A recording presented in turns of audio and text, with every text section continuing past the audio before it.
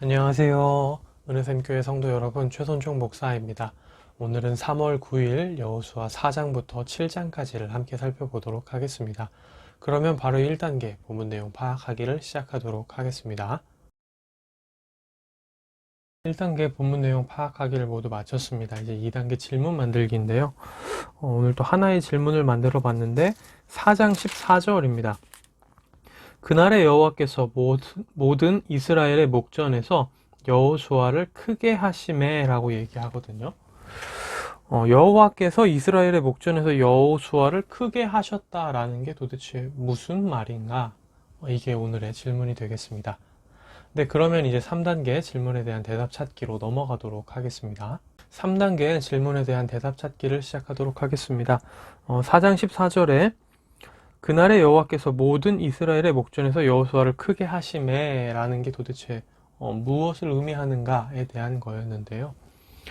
이거는 이제 그런 겁니다. 하나님께서 여호수아를 이스라엘의 지도자로서 인정하시고 여호수아가 이제 그 모세와 함께 하셨던 것처럼 하나님께서 모세를 통해서 이제 이스라엘에게 능력을 나타내셨던 것처럼 그 새로운 모세로서 여호수아가 완전히 그 자리를 잡았음을 하나님께서 인정하셨다라는 건데요. 그렇게 이제 보여주셨다라는 건데, 이 말은 이제 뭐 특별하게 막 하나님이 세워주셨다는 게 막 갑자기 막 빛의 기둥이 막 쫙 임하면서 막 여호수아한테 광채가 나면서 뭔가 그런 특별한 이벤트가 있었다라기보다는 여호수아가 하나님의 말씀이다라고 말했던 것이 그대로 이루어지고 여호수아의 입을 통해 하나님의 그 일이 그대로 나타나며 능력이 드러나는 것을 이들이 보고 그걸 보면서 이제 하나님께서 이 여호수아의 권위를 모세의 권위와 똑같이 그 인정하시는 것을 백성들이 느끼게 됐다. 이렇게 우리가 해석을 하는 게 좋을 것 같아요.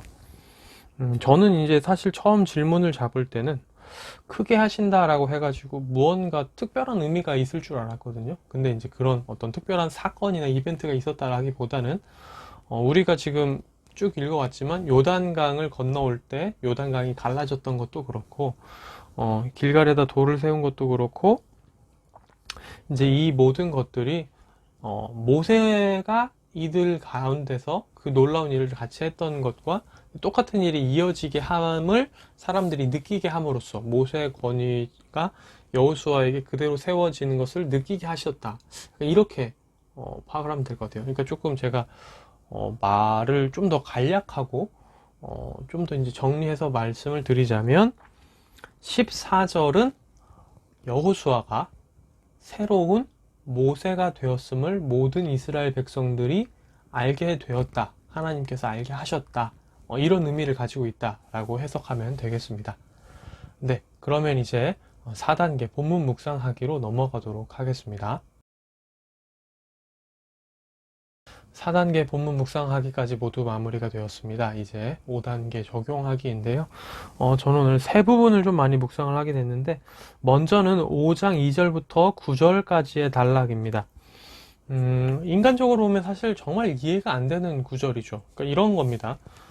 전쟁을 바로 앞두고 할례를 단체로 다 행하는 얘기인데 우리가 이제 창세기에서 읽어서 알듯이 그리고 우리가 이제 뭐 요즘은 안 그런 경우도 있다고 하는데 아마 이제 저 때도 그렇고 이제 저보다 더 나이가 있으신 분들은 이제 남자들 사이에 이제 고래잡이가 이제 일반적이었을 거라고 생각을 합니다. 근데 이제 겪어보신 분은 알겠지만 정말 뭐 한 일주일은 정말 괴롭거든요. 예전에 이제 막 진짜 좀 뭐랄까요, 이제 장비가 부실할 때는 2주까지 아팠었던 경우도 있다라고 들었는데요. 창세기에도 보면 알겠지만 이 할례를 행하고 나면 거동을 제대로 못합니다. 전투력이 제로가 되죠. 뻔히 자신을 죽이러 오는 것을 알면서도 제대로 대응하지 못할 정도입니다. 그런데 지금 이들은 굳이 요단강을 건너와서, 건너기 전도 아니고요, 건너와서 바로 적진 앞에서 이런 것을 하는 거거든요. 그러니까 이제 뭐 다른 사람의 성에 쳐들어가서 그 성 바로 밑에서 잠을 자는 거랑 똑같은 거랑 비슷합니다. 어떻게 보면 잠을 자는 것보다 더 심한 일이죠. 잠을 자는 건 깨면 대응할 수 있지만 이거는 대응할 수가 없으니까요. 정말 뭐 군사적 상식으로는 말이 안 되는 얘기입니다. 그런데도 이들은 아무 불평 없이 하나님이 하라고 명하시니까 하죠. 이 전쟁이 우리한테 달린 게 아니라 하나님께서 하신다. 하나님께서 지키신다. 우리의 뭔가 그 행동의 기준은 우리의 판단에 있는 게 아니라 하나님의 뜻에 있다. 이 모든 것들이 다 드러나는 겁니다. 생명을 온전히 하나님께 맡기지 않고서는 절대 이런 일이 있을 수가 없거든요. 달려옵니다. 저기서 멀리서 차가 달려옵니다. 근데 가만히 서 있어요. 그건 말이 안 되는 거잖아요. 근데 그런 거랑 지금 비슷한 상황인 거거든요. 저기서 멀리서 차가 도오는데 그걸 보고서 가만히 서 있는 거. 자살행위나 다름없죠. 나 죽겠다. 그냥 이런 거랑 똑같잖아요. 근데 그런 거랑 다를 바가 없는 상황인데도 불구하고 이들은 지금 오직 하나님을 신뢰함으로 오직 하나님 한 분께 자신의 모든 것을 내어 맡기고 순종함으로 이런 일을 하는 거죠. 그리고 하나님은 이러한 이들의 믿음에 배반하지 않으시죠. 여러 가지 생각이 들 수 있습니다. 하나님은 그럼 왜 하필이면 이들에게 이 자리에서 이 순간 이렇게 명하실까? 이 전쟁이 하나님의 전쟁이라는 것을 깨닫게 하시는 겁니다. 사람의 힘으로 하는 것이 아니라 하나님이 하시는 거다. 너희들은 지켜만 봐도 된다. 그거 이제 이후에 나오는 여리고성 함락 방법에 대해서도 또 나오죠. 이들이 직접 성을 넘어서 점령을 하는 게 아닙니다. 하나님의 방법으로 점령을 하게 되죠. 이 모든 것들이 참 믿음의 백성들이 어떻게 순종하고 나아가고 그 순종하는 백성들을 하나님 어떻게 이끄시는가 이런 것들이 잘 드러나는 모습인 것 같아서 참 한편으로는 이렇게 살고 싶다 라는 생각이 드는데 한편으로는 근데 정말 쉽지 않은 일이겠다는 생각이 들죠. 두렵죠. 하나님이 책임지신다는 것을 머리로는 알아도 몸은 다 이해하지 못할 수 있고 몸은 떨릴 수 있습니다. 두렵죠. 그런데도 순종하는 이런 모습들을 보면 참 대단하다는 생각이 들고 저도 이런 순종의 믿음의 삶을 살아가고 싶다 이런 생각들을 또 하게 됩니다. 많은 생각들을 하게 되는 본문인 것 같아요. 볼 때마다. 그리고 이제 6장 27절도 다음으로 묵상했던 본문인데요. 여호와께서 여호수아와 함께 하시니 여호수아의 소문이 그 온 땅에 퍼지니라 라고 얘기를 합니다. 근데 우리가 이제 어떤 명제에 대해서 얘기를 할 때 명제의 역, 명제의 이, 명제의 대우에 대한 얘기를 합니다. 역, 이, 대우에 대한 명제를 적용을 해볼 수가 있죠. 여기서 적용을 해보면 그런 겁니다. 역은 사실이 아니죠. 대우는 사실이 아닐 수도 있습니다. 그러니까 그 명제에 대한 역은 사실이 아니고 명제에 대한 이는 사실이 아닐 수 있는데 명제에 대한 대우는 사실인 건데 여기서 그러니까 역을 살펴보면 여호수아의 소문이 그 온 땅에 퍼진 것이 여호와께서 여호수아와 함께 하신 것과는 연관이 없다는 겁니다. 그러니까 제가 조금 말을 어렵게 한 것 같은데요. 그러니까 이런 거죠. 지금 이 명제를 보면 여호와께서 여호수아와 함께 계셨기 때문에 이게 이제 원인이 되는 거죠. 그래서 결과로 이어지는 게 여호수아의 소문이 그 온 땅에 퍼졌다라는 건데 거꾸로 보면 여호수아의 소문이 온 땅에 퍼졌다고 해서 그게 꼭 여호와께서 여호수아와 함께 계셨다는 걸 의미하는 건 아닙니다. 이 얘기를 하고 싶었던 건데요. 여기 대우 얘기를 했던 건 이 얘기를 말씀드리고 싶었던 건데 우리가 이제 착각하면 안 되는 게 이거인 것 같아요. 하나님께서 우리와 함께 하실 때 우리의 이름이 우리의 소문이 어딘가에 퍼져 나갈 수 있습니다. 하나님께서 우리를 향해 하신 놀라운 일이 우리의 간증이 돼서 퍼져 나갈 수 있죠. 그런데 우리의 이름이 퍼져나가고 우리의 소문이 퍼져나간다고 해서 그게 꼭 하나님이 우리와 함께 계시다는 증거는 아니라는 겁니다. 그러니까 때로는 우리가 뭐 지역 공동체 안에서 뭐 이름이 높아지거나 때로는 우리가 조금 유명해지거나 하더라도 그게 꼭 하나님이 우리와 함께 계시기 때문에라고 착각해서는 안 된다는 거죠. 하나님이 함께 계시니까 우리가 그렇게 될 수도 있습니다. 하지만 아닐 수도 있다는 거죠.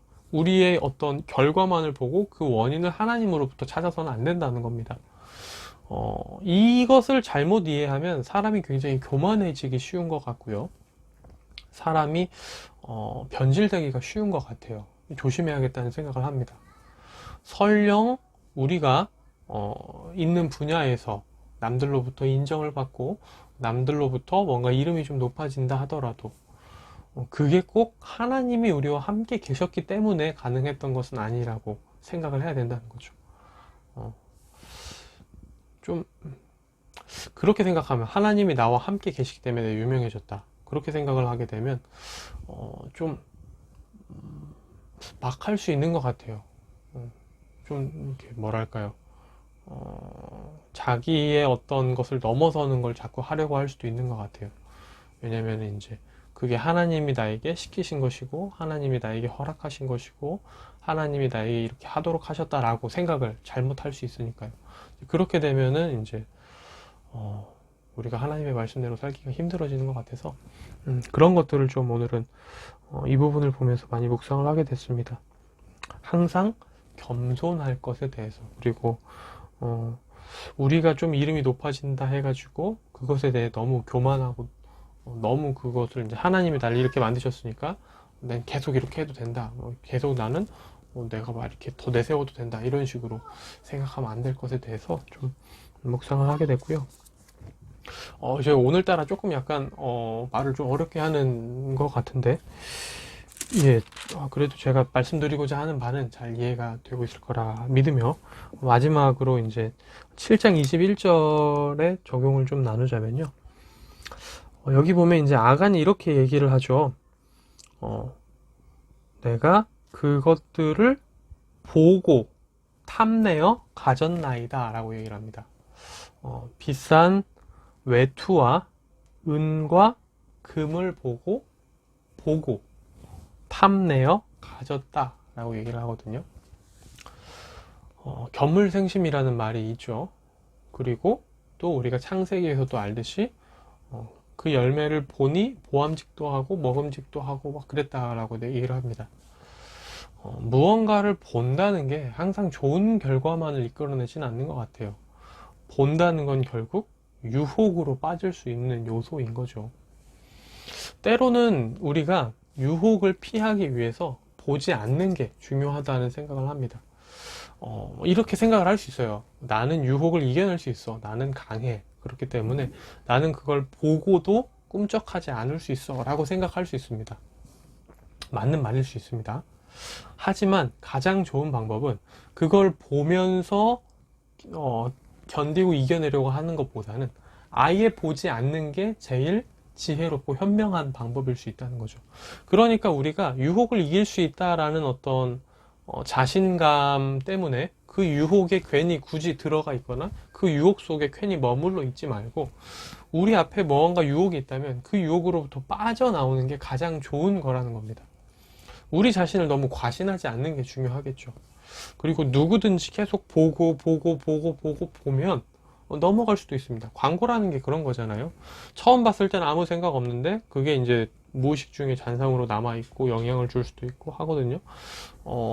얼마 전에도 이제 그 광고에 대한 그 연구 결과를 하나 본 게 있는데, 이제 그 미국에서 있었던 겁니다. 미국에서 했던 연구 결과인데, 자동차 그 제규어 표지판이 그 이렇게 고속도로에 세워져 있는 거예요. 그래서 이렇게 쑥 지나가다가 운전하니까 이제 슬쩍 보게 되는 거죠. 제규어 그 자동차 광고판을 슬쩍 보고 지나가는 겁니다.